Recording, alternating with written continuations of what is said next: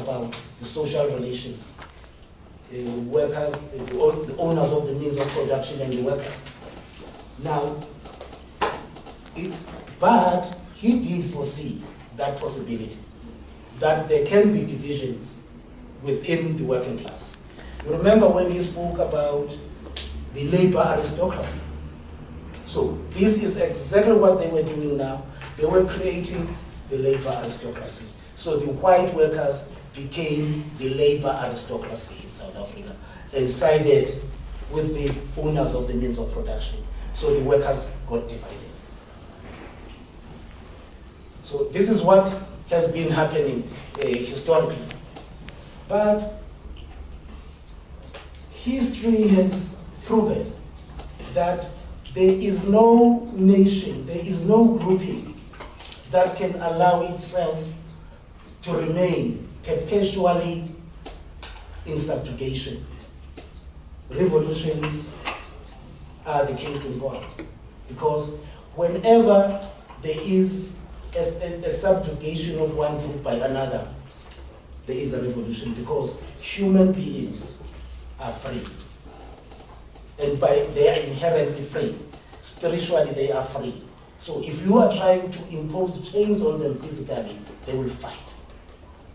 So since the advent of colonialism in South Africa, since 1652, there has been a continuous struggle by the indigenous South Africans.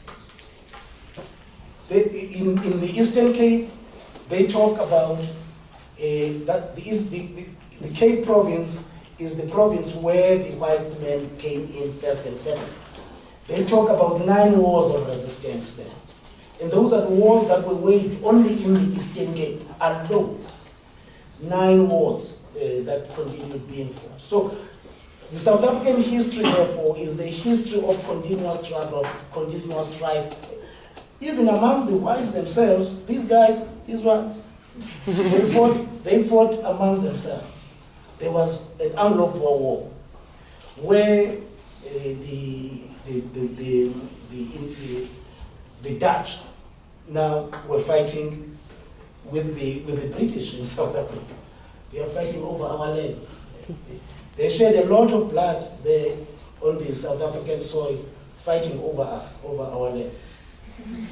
You see, but that's fine, because it has helped us in the sense that because of the blood they shed on that soil, they are now so connected to the South African soil that they are prepared to fight and die for it.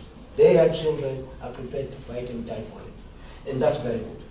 It's unlike what happened in other parts of Africa, where after the decolonization process, all the whites packed their things and went back to Europe. In South Africa, they didn't leave. Why? Because after 1910, we had a colonization of a special type in South Africa. Because our colonizers now, our colonizers were not in Britain. Our colonizers were not in the Netherlands, but they were living with us. So that's why it was called South Africa is a colonialism. The colonialism that is applying in South Africa is a colonization of a special type, where both the colonized and the colonizer share the same environment. And we ended up, all of us, owning that environment as the colonized and the colonizers. We all claim that land as ours, both the colonized and the colonizers. That's why we are all loyal to that land.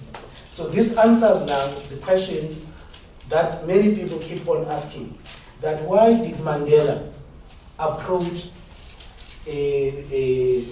politics in the manner in which he did, where he then said that although the apartheid has been defeated,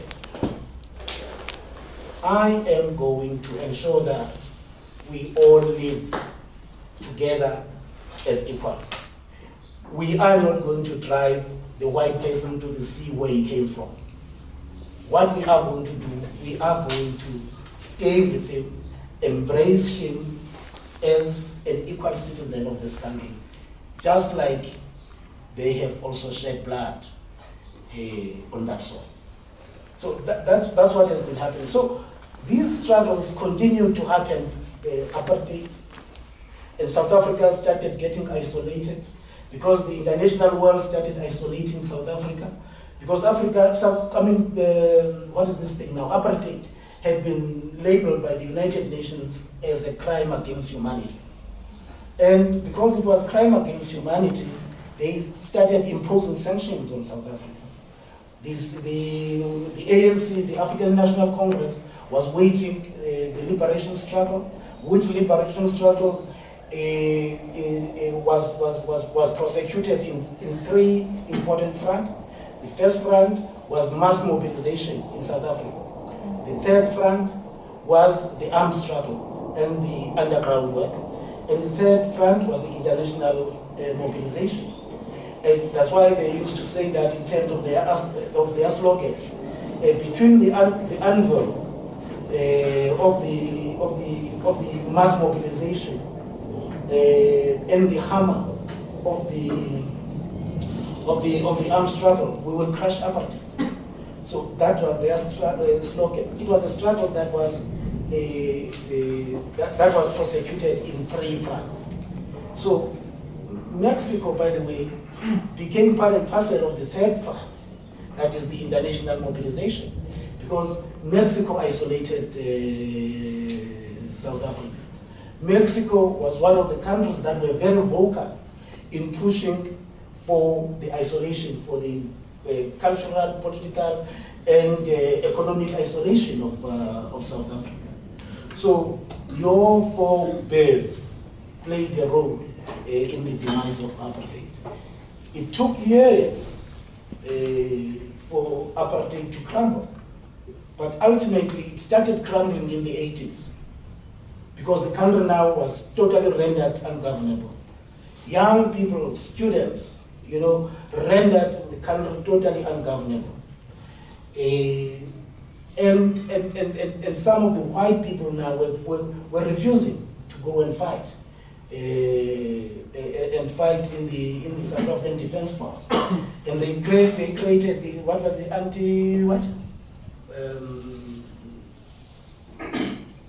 anti-conscription, anti-conscription organization, and white people started swelling the ranks of Umkhonto weSizwe. Umkhonto weSizwe was the armed wing of the African National Congress. They started going in there, fighting against apartheid.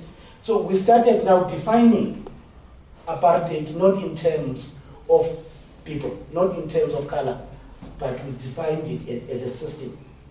It is a system, and therefore you don't kill people, you kill the system.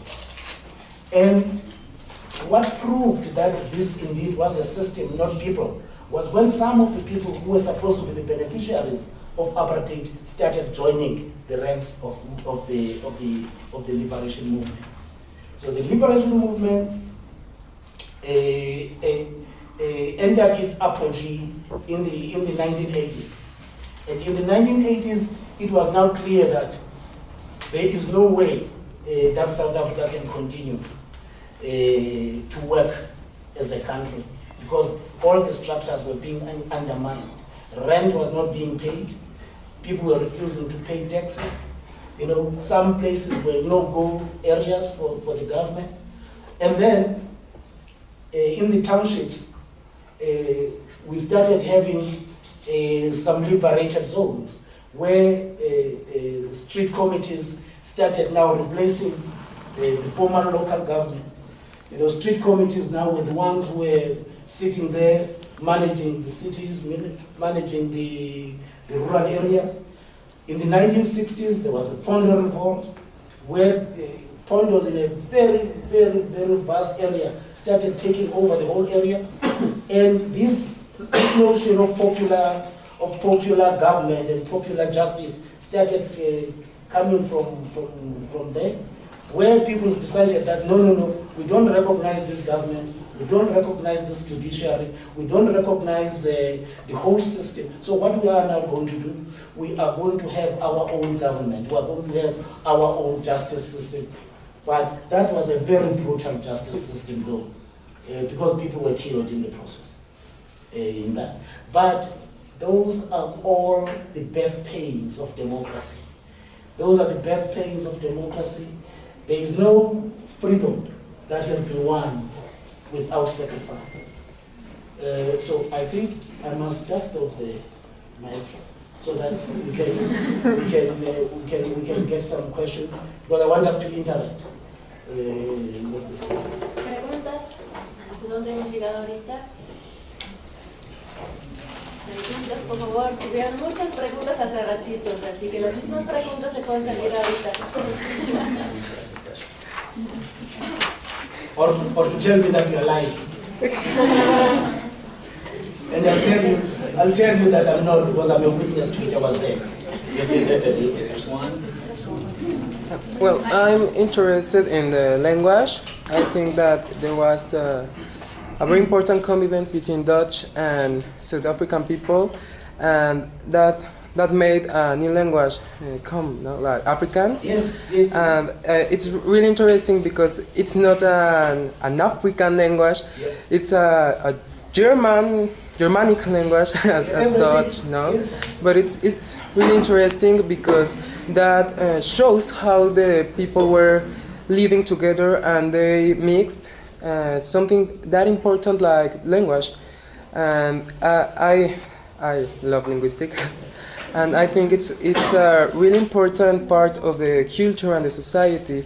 So I would like to know how was this process of the construction of that language? Okay, it's a very good question, because this is one of the most interesting things that happened that was actually born out of the South African struggle. You know, in 1976, black students in the township rioted because they didn't want to be taught in Afrikaans, because Afrikaans was the medium of instruction for schools, etc. And they associated it with the colonizers. But the problem is they were making a very serious mistake. They were making serious mistake in the sense that Afrikaans is not Dutch. Afrikaans is the language that was being used by the slaves to communicate amongst themselves so that they couldn't be heard by the Dutch bosses.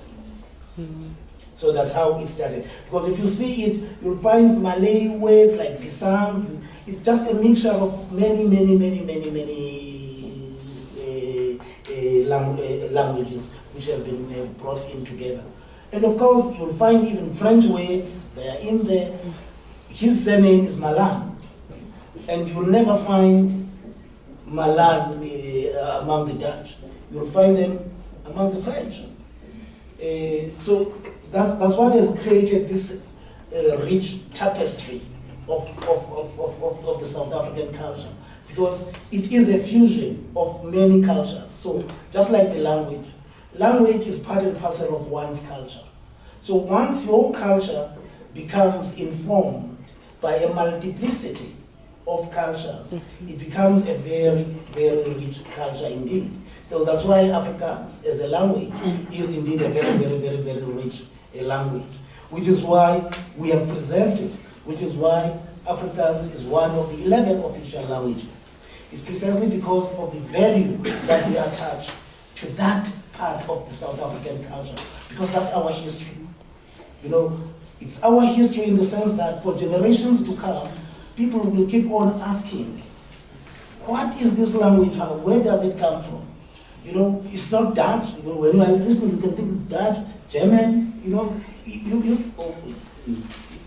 know, it's because of it's a product of the struggle itself. It was produced by the struggle. It was used as a weapon against the bosses. Thank you. ¿Más preguntas? There was another one. Creo que prefiero hacerla en español. Español, ya. Pero, más o menos, ¿cómo ha sido la reacción de las personas blancas a partir de que el apartheid terminó? ¿Cómo es la relación entre blancos y negros ahora, en 20 años después?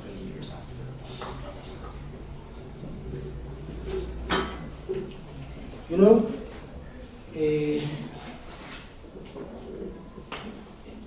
it's very, very, very, very interesting because the notion that all whites loved apartheid is totally incorrect. It's misplaced. The case in point is, you know, when I was a student at the University of Warwick in England, we used to sit as the South African students together. And it was during the time of the war in South Africa. But they would see us sitting there, black and white students. We even had a football team, black and white students. Every day, after hard work, we go to the student union to drink beer together. You know, sitting there laughing. People were asking, but you people, you are killing each other in South Africa, and but here, we are sitting here as friends. What is happening? And we said to them, what we are fighting in South Africa is not whites. Our enemy is not the white race. Our enemy is the apartheid, is the system. Now, even in our camps, in our military camps, in the Soviet Union, in Cuba, and in Angola, people would see more particularly white women there. And they would say, but why are you allowing the enemy to come and see what we are doing? Are they not going to sell you out?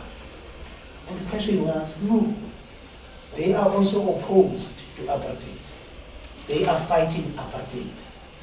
You know, and they are part and parcel of the liberation forces in South Africa. So the long and short of it is that when apartheid died, when apartheid was killed, it didn't die only at the hands of black South Africans. It was also dealt telling blows by the white South Africans. It's not only white, when we celebrate Freedom Day, yesterday when they were celebrating Freedom Day in South Africa, it's not white, it's not blacks who were celebrating Freedom Day. Even whites were celebrating freedom because they are now free to do as they like. I'm sure nobody likes to be told who to love, who to marry. You know, you wouldn't like a system like that. A system that tells you where to live, with whom to live. No, you wouldn't like that. So apartheid was oppressive also to white South Africans. So as a result of that, with the demise of apartheid, many South Africans now are free, including whites. Yesterday I was watching a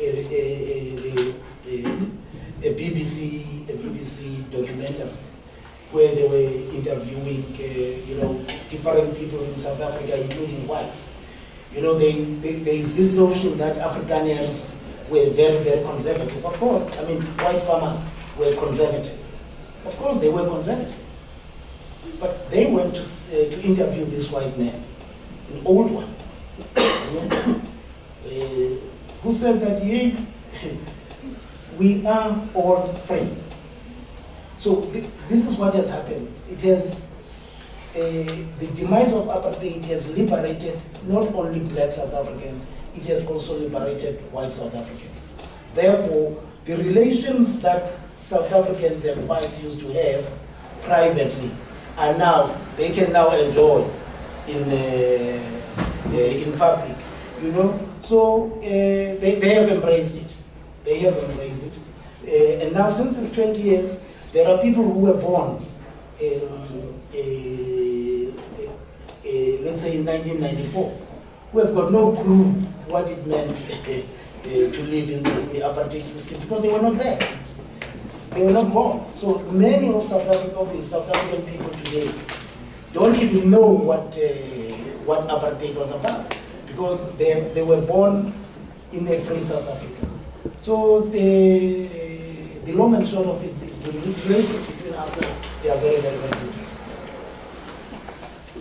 good. There was another question here? Yeah. Oh, okay, no. Let's hear, let's not discriminate. Let's hear men. Yeah. So, hombre, por favor. Thank you. Good afternoon, Mr. Ambassador. Good afternoon. I'm a student of International Relations of this university, and I have two questions. Yes. The first one is, can you speak of the post-apartheid? And the second question is, can you speak of the validity of apartheid nowadays? Post-apartheid and post-apartheid and the validity. validity. Yes. No, apartheid is no longer valid. Yeah, okay, but that's fine. I understand. That's my question. Okay, thank you. Post-apartheid.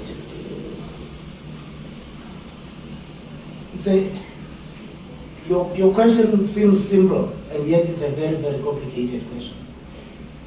Because my understanding of your question is to say to me, is there a post-apartheid South Africa?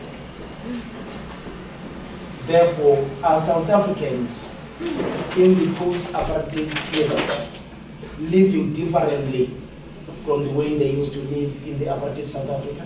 Is that the question? Yes. Exactly. You know, the question, the answer is yes and no. The answer is yes in the sense that all the laws that prevented black South Africans from enjoying their basic human rights, they've gone away. They've gone. But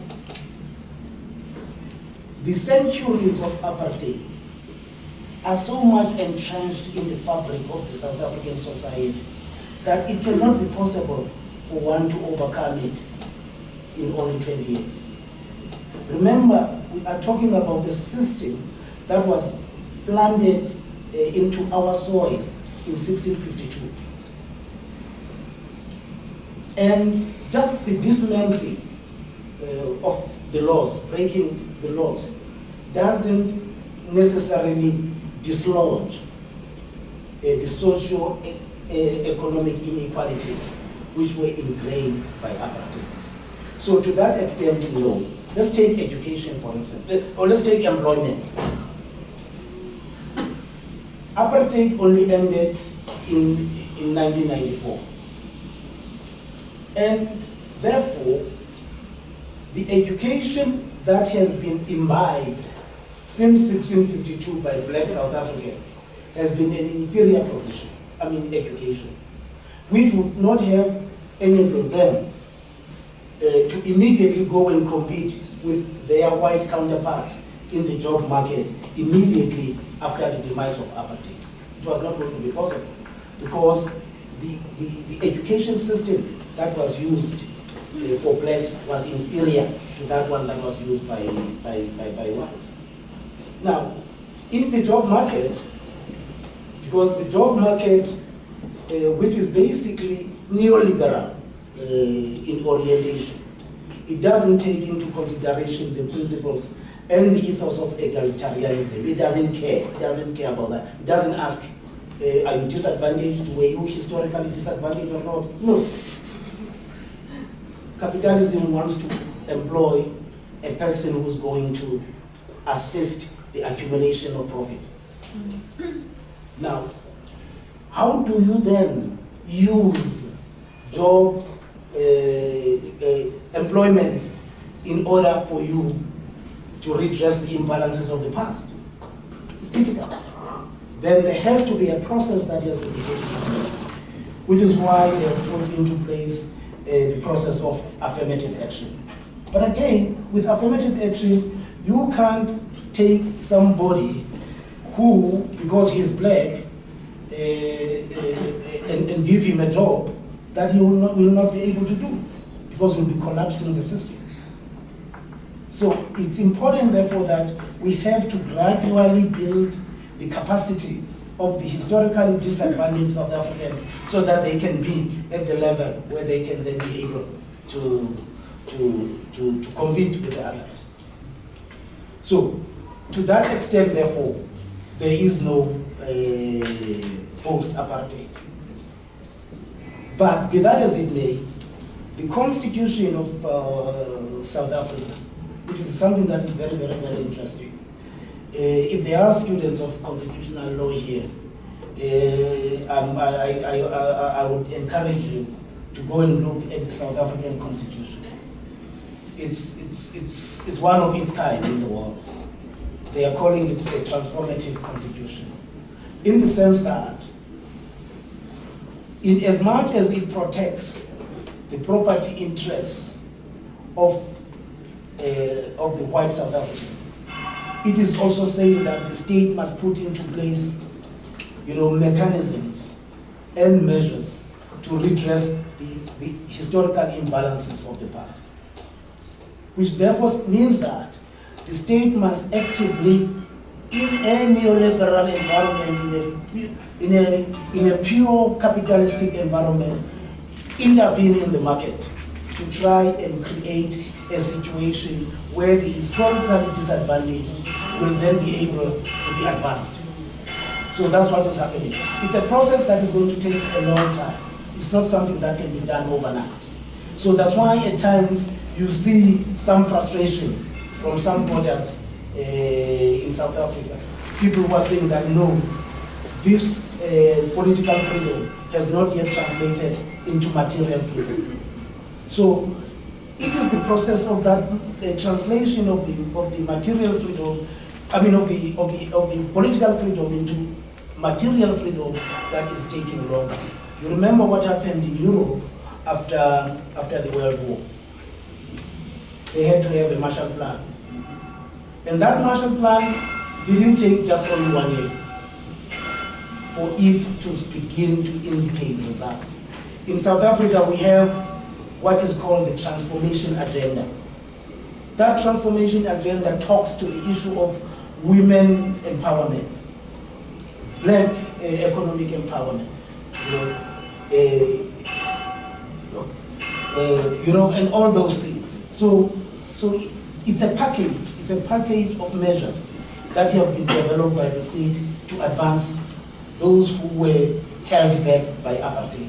Because apartheid, by the way, it was not only racist, it was also patriarchal. For instance, in the mining industry, a woman could not be employed, whether you are black or white. And not necessarily employed, you couldn't own the mining license. So that's the problem. So the long and short of it, my brother, is there is a post-apartheid South Africa, which has not yet realized its ideal stage.